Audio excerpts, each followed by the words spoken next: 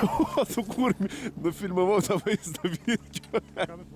Kaip Virkis įlygė į tą pusnį. Nu, Virkis turės kokį 5000 maksiuko iš karto neduoda už tai. Bet tai visas šuolis buvo nufilmuotas.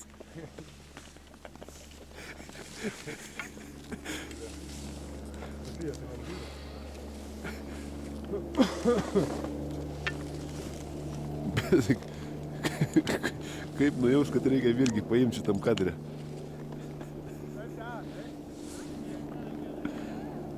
Karūnai, gal čia eina?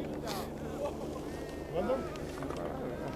Čia gaidis. Mes tai kaip pynėm, aišku, gaidis. Antanai tai gerai. Virgi! Atisuk, pasirodyk!